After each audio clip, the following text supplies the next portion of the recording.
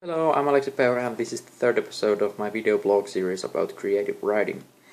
And if you haven't seen the first two episodes, I certainly recommend you check them out just to get the background for this one. Currently I have the Son of Ayapetos manuscript at 22,400 words, spread around 60 pages or so. If the estimation I gave in the last week's episode is even remotely correct, I'm nearing the end of the first third of the story.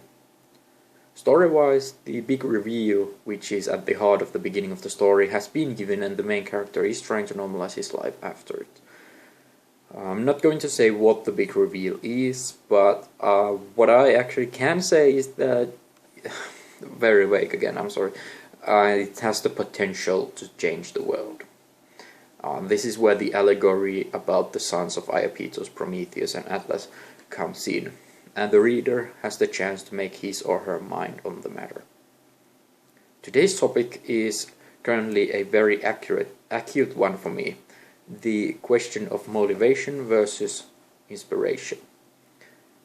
It's no secret that every writer has their own problems producing texts and keeping the story flowing, obviously every now and then, not always. And as you might suspect, I'm no different. For the last week or so, I've had quite a difficult time to keep up with the low daily quota I've had set up for myself. This is partly due to the unrelated stress factors in my life and also a bad case of insomnia, which has forced me to write the quota at the middle of the night, but also the way the story is going currently. I'm feeling that I might be losing the grip of the story.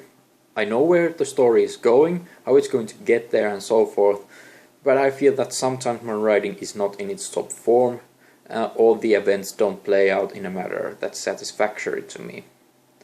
I'm afraid that the story might be getting boring or stale, the characters predictable and incomprehensible at the same time. I'm also afraid that this won't be my best work of fiction. These fears and feelings are quite ordinary, however. They are not pleasant, but a writer must be able to live with sometimes crippling self-doubt. If you stop and do nothing or go back to rewrite the previous parts of the story, you'll find yourself knee-deep in quicksand where every move you make sinks you further and further until you suffocate. That, my friends, is the quickest way to a writer's block, which might be the worst thing that could happen to a writer. To avoid this tailspin into the writer's block, there is only two things I can see you do. First, you might take a break from the story and come back refreshed, bursting with new ideas, or you could just cope with the doubt and uncertainty. This is the question between motivation and inspiration. One kind of writer is always waiting for the perfect idea, the perfect mindset and the perfect timing to write, and the other just keeps on, ramming the impenetrable wall, waiting for either the wall or his forehead to crack. My opinion is that to get anything done in a reasonable time, you just have to endure, to keep on writing and to keep on ramming that wall. Sometimes you have to force yourself to write and to move on, even if you know the previous words or pages weren't your finest ones. Write the story from beginning to an end, and then, only then, start ironing out the flaws or washing away the undisputed shit smears from the carpet. Writing is a lot like long-distance running.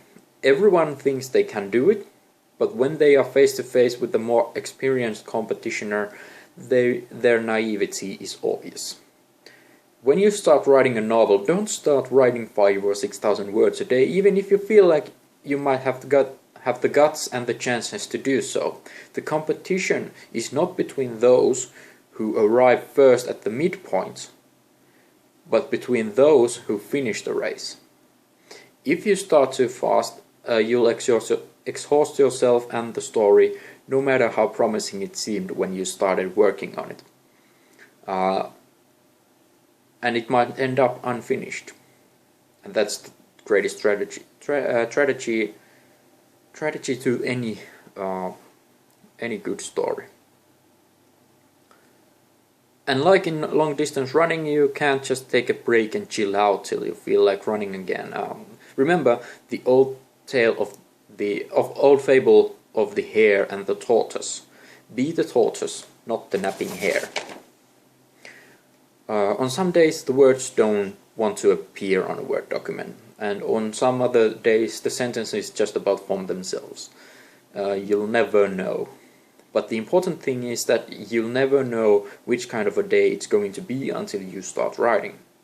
And when you have started writing, fight the urge to give up for today. To turn off the computer and turn in.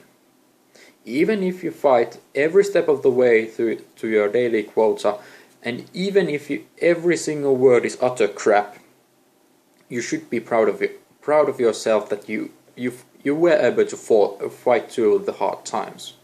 You didn't give up. And more often than you might believe, when you look back at the product of that utterly crap writing session, you might realize that the writing wasn't, after all, totally worthless. Even if one word is valid and ends up at the final novel, the utterly annoying and frustrating writing session was worth something concrete. What should you take with you from this rant of mine? Well, take this if nothing else. It is only natural to doubt your abilities and your writing. Every writer, or artist in general, who says they never doubt about the quality of their craft is a goddamn liar.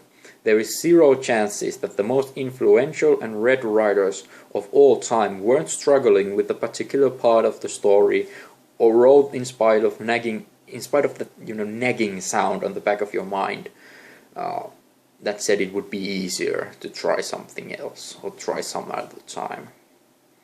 The most deceptive thing about that nagging sound is that it is correct.